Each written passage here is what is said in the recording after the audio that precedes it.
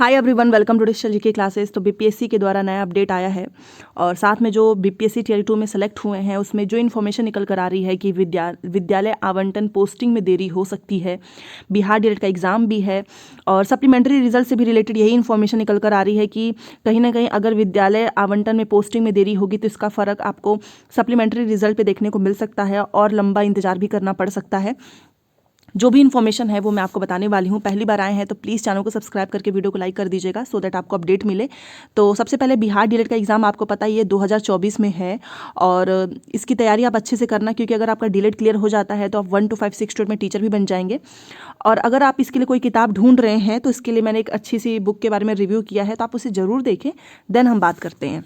आगे बढ़ने से पहले मैं आप सभी को बताना चाहूँगी, आप बिहार डीएलएड एंट्रेंस एग्जाम 2024 की तैयारी कर रहे हैं और इसके लिए कोई अच्छी स्टडी गाइड चाहते हैं तो आप चाक्षु प्रकाशन की ये किताब ले सकते हो। बहुत अच्छी बुक है और ये नया नोटिफिकेशन है उस पर तैयार किया गया है 120 क्वेश्चंस के पेपर पैटर्न पे। और इस स्टडी गाइड में आपको 3000 से अधिक MCQs 4 सॉल्व पेपर्स मिलेंगे, साथ में Hindi, math, science, SST, English, reasoning, इन सभी को ध्यान में रख के इन्होंने किताब को तैयार किया है। सारी डिटेल्स आपको मैं डिस्क्रिप्शन बॉक्स में मिल जाएगी, आप वहाँ से चेकआउट जरूर करें। आप ये देख सकते हो सिलेबस के अकॉर्डिंग इन्होंने पूरी स्टडी गाइड को तैयार किया है एंड ये इसमें PYQ है वो भी इस बुक में आपको मिलेगा। यहाँ पर आप देख सकते हो ये पॉइंट वाइज पूरा डिटेल में सारी टॉपिक्स को अच्छे से कराया गया है, साथ में इसी से रिलेटेड क्वेश्चंस भी आपको मिलेंगे। ये देखिए इससे रिलेटेड यहाँ पर आपको सारे क्वेश्चंस भी मिल जाएंगे। चाक्षु प्रकाशन की स्टडी गाइड के साथ साथ इनका प्रैक्टिस सेट भी आता है, आप ये भी ले सकते हो। उनकी किताब बहुत अच्छी है, इससे आपका 100% क्लियर हो जाएगा क्योंकि इन्होंने नोटिफिकेशन के अकॉर्डिंग इस बुक को तैयार किया है, तो चेकआउट जरूर करें। देखिए सबसे पहले जो इन्फॉर्मेशन है वो मैं आपको बताती हूँ। और आपको पता है कि अभी जो है थंब इम्प्रेशन चल रहा था, तो 463 फिर से ये नए शिक्षक ऐसे मिले हैं जिसका इन शिक्षकों का नहीं मिला है थंब इम्प्रेशन। आप देख सकते हो मुजफ्फरपुर से ये इन्फॉर्मेशन आई है कि जिले के 463 शिक्षकों का थंब इम्प्रेशन नहीं मिला है। और यहाँ पर आप देख सकते हो 12 दिन की जाँच का यह आंकड़ा है। सूची में नाम होने के बाद भी कई संदिग्ध के फोटो का मिलान नहीं हुआ है। 4 जनवरी से अब तक 2065 शिक्षक जांच में सही मिले हैं, सोचिए। और 28 शिक्षक बुलाने के बाद भी जांच कैंप में उपस्थित नहीं हुए, आए ही नहीं। बीपीएससी पहले चरण के नियुक्त शिक्षकों का थंब इम्प्रेशन कराया जा रहा है। थंब इम्प्रेशन में कई शिक्षक अनोखा तरीका भी अपना रहे हैं। जिन शिक्षकों का थंब इम्प्रेशन नहीं मिल रहा है वे क्रीम लगाकर फिर आ रहे हैं, तो उनके थंब का मिलान भी हो जा रहा है। जांच में लगे कर्मियों ने कहा कि ठंड में थंब में थोड़ी सी कुड़न आ जा रही है। तो ये इन्फॉर्मेशन निकल कर आ रही है। बाकी कुछ लोगों का तो मिल भी नहीं रहा है, तो ऐसे 463 शिक्षक हैं जिनका जो है थंब इम्प्रेशन नहीं मिला है। ठीक है, बाकी अभी भी थंब इम्प्रेशन जो है हो ही रहा है बीपीएससी टियर 1 में, और कुछ लोग आ ही नहीं रहे हैं। 28 शिक्षक को बुलाया गया था बट वो नहीं आए थे थंब इम्प्रेशन के लिए। बाकी ये इन्फॉर्मेशन मैं आपको बताना चाहूँगी। देखिए ये जो रजनीश कुमार है उन्हीं के माध्यम से जो है ट्विटर पर जानकारी दी गई है।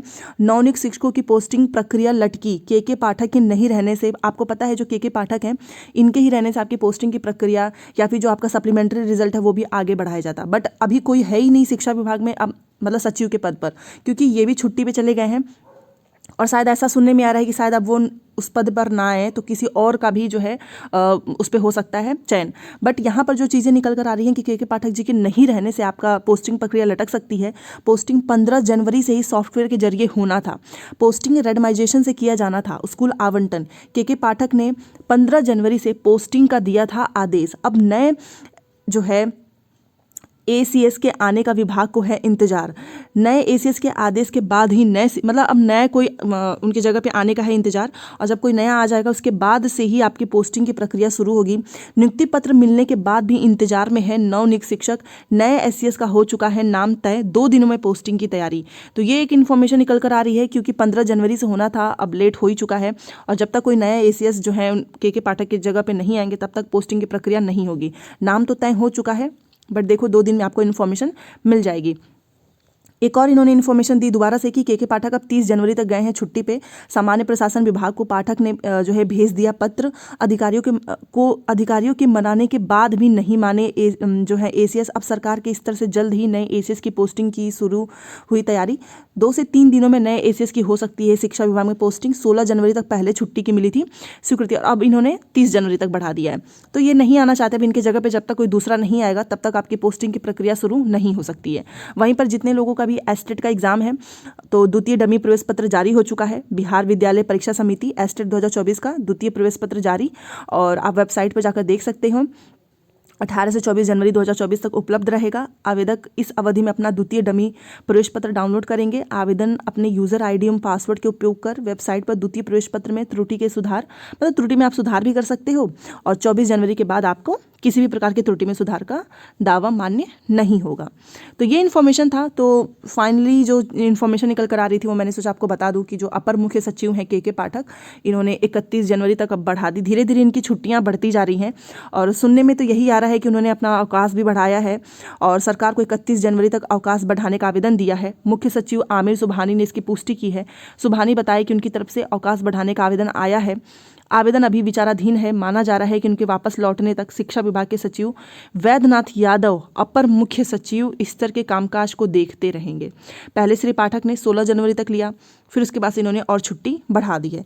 तो कुछ लोग बोल रहे हैं कि कुछ ऐसी चीज़ें हुई हैं जिसकी वजह से ये अब नहीं आना चाहते हैं उस पद पर, और अगर ये नहीं आएंगे कोई दूसरा आएगा तो इससे कुछ लोग चाहते हैं कि पाठक सर ही आए, क्योंकि बहुत फास्ट तरीके से सारी चीज़ें चल रही थी और इसका असर पड़ रहा है जो विद्यालय आवंटन है, जो कि TRA 2 के जो वेट कर रहे हैं नियुक्ति पत्र मिलने के बाद, क्योंकि अभी तक जो है आपको पता है पोस्टिंग की प्रक्रिया 15 जनवरी से होनी थी, वो स्टार्ट नहीं हुई है। तो इसमें आपको इंतजार करना पड़ सकता है। साथ में जो सप्लीमेंट्री रिजल्ट है इसका भी आपको असर देखने को मिलेगा, क्योंकि जब तक ये आपका फाइनल नहीं होगा तब तक आपको अपना सप्लीमेंट्री रिजल्ट से रिलेटेड अपडेट नहीं मिलेंगे।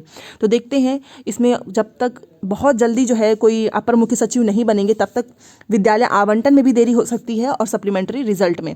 और आपको पता ही है कि कुछ ना कुछ चीज़ें चलती रहती हैं, जैसा कि ये इनकी छुट्टी बार बार बढ़ाए जाने पे भी कुछ लोग बोल रहे हैं कि शायद अब ये अपने उस पोस्ट पे नहीं आएंगे, तो किसी और का ही अब इसमें आपको एक नए जो है ACS देखने को मिलेंगे।